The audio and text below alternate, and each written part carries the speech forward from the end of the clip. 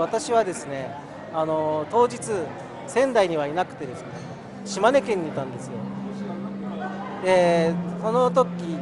自分のやってる授業の一環で前の日から東京に入って、当日島根に入って、会議中に事務の方から宮城で震度7と言われてですね、すぐにワンセグとか、ネットを見て映像が入ってきてですね、ですからもう終日、もう夜もずっとホテルでですねテレビを見てる状態で、おかげさまですすぐに家族とは連絡が取れたので、奇跡的だったのかと思うんですけど、他にも山本町のものと志賀浜のものと3名で行ってたので、他の2人が心配でですね、ですから丸1日ほぼ寝ないで、朝を迎えたかなって感じですね。はい。それをずっと見るっていうのは結構しんどいんじゃないですか？いやもうそれを見るしかない状況だったし、でしかもその自分とね遠く離れた、何百キロも離れたところから自分の街を見る、しかもそれでも何もできなくてただ見るしかないっていう状況がね、とてもこう辛いんですけど、それでも見るしかないっていうですね、そういう状況で、あとはもちろん家族以外にも知り合いがどうなってるかとかですね、もう一切連絡が取れないので、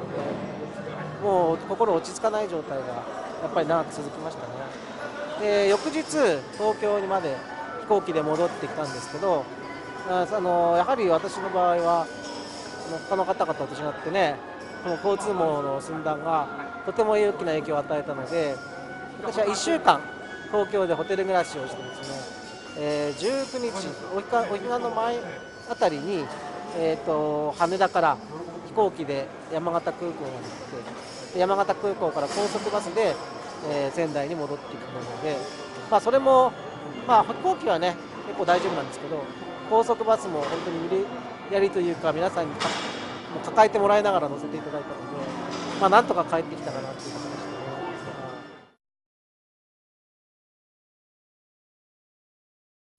たね。震災前と震災後がいろいろ状況も一変したんですけど、ただやはり人の心というのがもちろん変わった部分もありますけど、変わらない部分もあって、本当ケースバイケースとかで対応していかなきゃならないなっていうことが結構分かりましたね。で一つはそのいい方のケースとしてね、避難所経験した方々とか被災された方がこれまでのコミュニケーションがなかなか取りにくかった部分が取れるようになったとかね、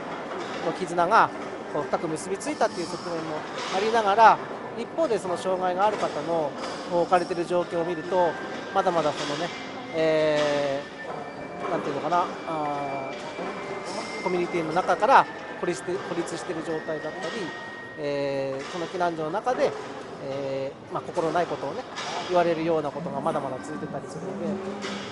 いろんなメディアとかでね、いろんな素敵な話もたくさん流れてる一方で、もう一つの現実をきちんと見ていくっていう必要が、これは長く、物的なもの以外にも長く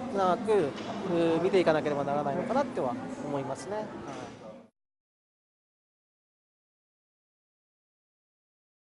い。3月11日はある意味ちょっと自責の念に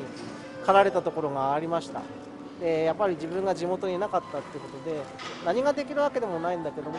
そのいなかったこと自体がやっぱり自責の念に駆られたところはあったんですけど、でも周りの人はそういうことを思わなくていいよっていうことですごい助けられた部分もありますし、こちらに帰ってきてその障害ある方の被災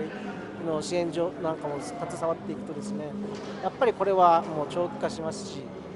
いろんな側面、もう物的精神的側面からもう支えていかなければならないというか、それもおこがましいんですけどね、長期間頑張っていかなければならないなと感じてますね。はい。